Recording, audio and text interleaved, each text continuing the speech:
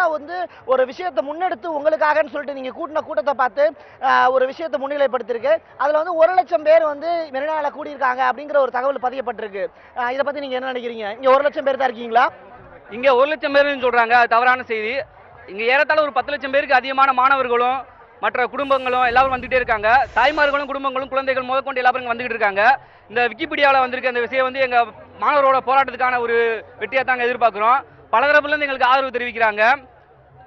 இதுல முக்கியமா எங்க தாய் தந்தை தான் மிக பயங்கரமான ஆதரவு தெரிவிக்கிறாங்க. போராட்டம்னா வேணாம்னு சொல்லுவாங்க, ஆனா இப்ப அவங்களே வந்து போயிட்டு வா, போராட்டம் முடிஞ்சோம்னா வெற்றியோட திரும்பி வா அந்த மாதிரி சொல்றாங்க. இதுல தமிழ்நாடு அரசு வந்து அவசர சட்டம் கொண்டு வரதா சொல்லியிருக்கு. அவசர சட்டம்ன்றது 6 மாசத்துக்கு தான் செல்லுபடி ஆகும். அது ஒரு தற்காலிகமான ஒரு தீர்வு தான். ஆனா எங்களுக்கு தற்காலிகமான தீர்வு வேணாம், நிரந்தர தீர்வு தான் வேணும். நிரந்தர தீர்வு வேணும். அது வரைக்கும் நாங்க இங்க தான் இருப்போம், எங்கேயும் போக மாட்டோம். ஜல்லிக்கட்டு எங்களுக்கு கண்டிப்பா வேணும். தமிழரோட பாரம்பரிய கலாச்சாரம் கண்டிப்பா காக்கப்படணும். உங்களுடைய கோரிக்கை என்னங்கிறது புரியுது. அவசர சட்டம் அப்படிங்கிறது மாநில அரசு அவங்களால என்ன முன்னெடுத்து போக முடியுமோ அதை செஞ்சுட்டாங்க. சென்ட்ரல் கவர்மெண்ட் அப்படிங்கிறது உச்சநீதிமன்றத்தில் ஒரு வாரத்துக்கு மட்டும் எந்த தீர்ப்புமே நீங்க வந்து ஜல்லிக்கட்டு தொடர்பான எந்த தீர்ப்பும் வழங்கக்கூடாது அப்படிங்கிற ஒரு விஷயத்தை முன்னிலைப்படுத்திருக்காங்க. உச்சநீதிமன்றத்துக்கு மத்திய அரசு ஒரு விஷயத்தை முன்னிலைப்படுத்துது. மத்திய அரசுக்கு நீங்க எந்தெந்த விஷயத்தையெல்லாம் உச்சநீதிமன்றத்துக்கு சொல்லணும் அப்படின்னு மத்திய அரசுக்கு நீங்க கோரிக்கை வைக்கிறீங்க? உச்சநீதிமன்ற தீர்ப்புப்படி பார்த்தோம்னா அந்த காளையை வந்து அந்த இதுல சேர்த்திருக்காங்க. இப்ப நம்ம என்ன பண்ணணும், காளை வந்து ஒரு காட்டு விலங்கே கிடையாது, அது வீட்டு விலங்கு ஆகி பல கோடி வருஷங்கள் ஆயிடுச்சு. மனிதன தோன்றதுல இருந்து காளை வந்து ஒரு வீட்டு விலங்கு தான். அதை வந்து சக ஒரு உறவினர் மாதிரி தான் நாங்க பாரம்பரிக்கிறோம். என்னோட தோழனா சகோதரனா தான் இது பண்றோம். மத்திய அரசு இவங்க வைக்கக்கூடிய கோரிக்கை என்ன அப்படின்னா, காட்சிப்படுத்தப்படக்கூடாத விலங்குகள் பட்டியலில் இருந்து காளைகளை நீக்கணும், அது மட்டும்தான் எங்களுக்கு நிரந்தர தீர்வு அப்படின்னு மத்திய அரசுக்கு ஒரு கோரிக்கை வைக்கிறாங்க. இங்க இருக்கக்கூடிய கூட்டத்தோட ஒட்டுமொத்த கோரிக்கை ஜல்லிக்கட்டு தொடர்பாக நிரந்தர தீர்வு அப்படிங்கிற ஒரு விஷயம் தான். இந்த ஒரு காரணத்துக்காக மட்டும் நாங்க கூடல காவிரி மேலாண்மை வாரியம் அமைக்கணும், விவசாயிகளுடைய தற்கொலை நிறுத்தணும்னு சொல்லிட்டு மாணவர்கள் அடுக்கடுக்காக ஒவ்வொரு நேரங்களையும் பல கோரிக்கைகளை முன்னிலைப்படுத்துறாங்க. இதை தமிழக அரசு அடுத்த கட்ட நகர்வுக்கு எப்படி நகர்த்த போகுது அப்படிங்கிறது மாணவர்கள் மத்தியில் இருக்கக்கூடிய அவர்கள் வைக்கக்கூடிய முக்கியமான கோரிக்கை நீங்கள் குறிப்பிட்டது போன்று விவசாயத்துடைய வாழ்வாதாரத்தை மீட்பது. அப்படி என்றால் காவிரி மேலாண்மை வாரியம் அமைக்கும் வரை போராடுவார்களா? அது குறித்து அவங்க என்ன சொல்றாங்கன்னு கேளுங்க. நீங்க கேட்ட கேள்விக்கான பதில் இப்ப கிடைக்கும். இந்த ஜல்லிக்கட்டு அப்படிங்கிற ஒரு விஷயம் வந்து உங்களுக்கு ஒரு போராட்டத்தை முன்னெடுத்து போகக்கூடிய ஒரு வழியா இருக்கலாம். காவிரி மேலாண்மை வாரியம் அப்படிங்கிற ஒரு விஷயத்தை பத்தி நீங்க என்ன நினைக்கிறீங்க? அடுத்து உங்களுடைய போராட்டம் அடுத்த கட்ட நகர்வுக்கு நகருமா?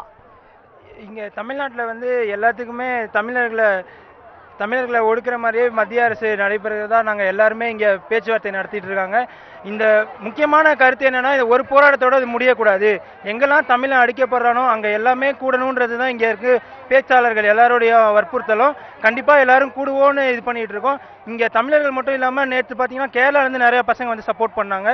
ஸோ அவங்க சொல்றது என்னன்னா, நீங்க எதிர்பார்த்த விஷயங்கள் எல்லாமே இங்க நடந்துருச்சு. ஒரு பெரிய கூட்டம் இங்க ஒன்று சேர்ந்துருச்சு. நீங்க எல்லாருமே உங்களை தலைவர்களா நீங்களே வந்து முன்னிலைப்படுத்துறீங்க. யாரும் இங்க குறிப்பிட்ட தலைவர்கள் இல்லை அப்படிங்கிற ஒரு விஷயத்தையும் சொல்லிட்டீங்க. நான் கேட்கறது, ஜல்லிக்கட்டு அப்படிங்கிற ஒரு விஷயத்துக்காக போராடக்கூடிய நீங்க தமிழகத்தில் இருக்கக்கூடிய அடுத்த பெரிய பிரச்சனையா இருக்கக்கூடிய தண்ணி அப்படிங்கிற ஒரு பிரச்சனை தான். காவிரி மேலாண்மை வாரியம் அமைக்கணும் அப்படிங்கிற உங்களுடைய கோரிக்கையை வலியுறுத்தி அடுத்த கட்ட நகர்வு இந்த போராட்டம் நகருமா அப்படிங்கிறதா உங்களுடைய கேள்வி. ஆமா, கண்டிப்பா அதுதான். இந்த பிரச்சனை ஜல்லிக்கட்டுன்ற ஒரு பிரச்சனை இல்லாம காவேரி பிரச்சனைக்கும் அடுத்து நாங்க போராடணும் அப்படின்றதுதான் இங்க எல்லாரோட கொள்கையும் அப்படிதான் இருக்கு. எல்லாரும் அந்த இதுல தான் இருக்காங்க, இங்க போராடிக்கிட்டு இருக்காங்க. கண்டிப்பா தமிழ்நாடுக்கு வர எல்லா பிரச்சனைக்கும் இனிமேல் போராட்டம் கூடும், இளைஞர்கள் எல்லாரும் கூடுவாங்கன்னு நிச்சயமா சொல்லலாம். காவிரி மேலாண்மை வாரியம் அமைக்கணும் அப்படின்னு சொல்லிட்டு ஒரு கோரிக்கையை வந்து காலையில இருந்து இங்க எல்லாரும் பேசிக்கிட்டு இருந்தீங்க. அது அடுத்த கட்ட நகர்வு என்னவா இருக்கும்? கண்டிப்பாக 3 விஷயம் சொல்கிறேன். இப்போ வந்து 22ஆம் தேதி சுப்ரீம் கோர்ட் வந்து டெல்லி வந்து தீர்ப்பு வழங்கணும்னு சொல்லிக்கிறாரு மோடி சார். ஆனால் 3 கோரிக்கை வேணும். முதல்ல அந்த வீட்டை வந்து தடை விதிக்கணும். 2வது கோரிக்கை வந்து ஜல்லிக்கட்டு கண்டிப்பாக அனுமதிக்கு வரணும். 3வது விவசாய பிரச்சனை, அதுதான் ரொம்ப பிரச்சனையாக இருக்குது. 100கணக்கான விவசாயிங்க வந்து செத்துன்னு இருக்காங்க. அதனால் அவங்களுக்கு வந்து அவங்க ஒரு நல்ல தீர்வு வரணும். இந்த இது விவசாயிகளுடைய தற்கொலை அப்படிங்கிறது இவர்களோட மனசுல மிகப்பெரிய அளவிலான ஒரு அழுத்தத்தையும் மனநிலையும் மிகப்பெரிய அளவில் பாதிப்பையும் ஏற்படுத்தியிருக்கு. ஒட்டுமொத்தமா ஜல்லிக்கட்டு அப்படிங்கிற ஒரு சின்ன ஒரு மோட்டோவை எடுத்து இவங்க மிகப்பெரிய விஷயங்கள் எல்லாம் கையில் எடுக்கிறாங்க. காவிரி மேலாண்மை வாரியம் அமைக்கணும், விவசாயிகள் தற்கொலை தடுக்கப்படணும். இப்ப ஒரு இடையில கூட ஒரு வழிமறிச்சு பேசுனதை கவனிச்சிருப்பீங்க.